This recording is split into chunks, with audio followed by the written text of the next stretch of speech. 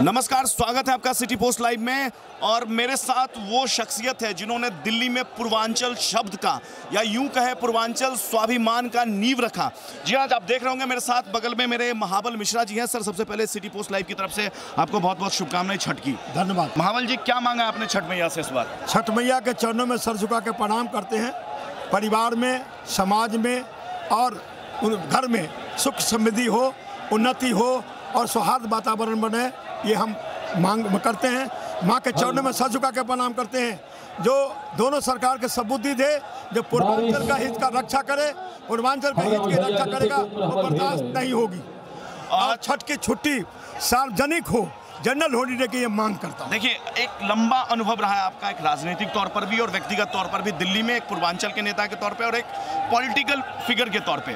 कितनी बदली है दिल्ली, कितना बदला है दिल्ली का सोच पूर्वांचल के लिए, पूर्वांचलियों के लिए, यूपी बिहार के लोगों के लिए? यदि सोच बदलता 2009 से 2014 तक तो सोच बदली थी, लेकिन 2000 के बाद आपने अभी देखा है साउथ दिल्ली में किस तरह से पूर्वांचल के लोगों को स्टेज से उतार के मारा गया। पूर्वांचल जाओ, हम ठेका नहीं लेके, इस तरह का शब्द का प्रयोग किया आपने देखा। तो पूर्वांचल को कभी नहीं बर्दाश्त किया। 1999 में योगदान आहूजा ने कहा था जो पूर्वांचल गंदी हैबिट लेके आते हैं, दिल्ली पर रोक लगनी चाहिए।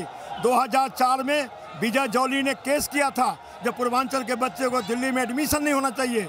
2005 में प्रमोद महाजन ने कहा था बच्चे को जो हाउस में एग्जामिनेशन दे रहा था उसको उठा के भगा दिया। 2014 में विजय गोयल ने कहा था हाउस में जो 6 लाख प्रति वर्ष आते हैं पूर्वांचल के लोग और दिल्ली की विकास को रोकता है, वो रोक लगनी चाहिए।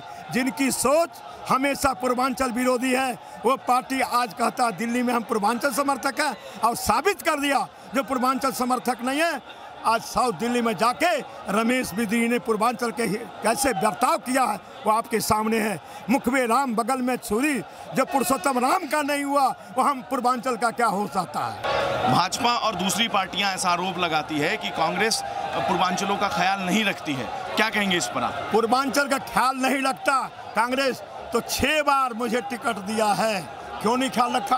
पूर्वांचल रखा और पूर्वांचल के हित की रक्षा किया। भाई हार जीत होती रहती है, उसमें कोई बात नहीं। कांग्रेस ने मुझे दिया है, हमारे पुत्र को भी टिकट दिया, हम जिसको कहे उसको टिकट दे, पूर्वांचल हित की रक्षा हुई है।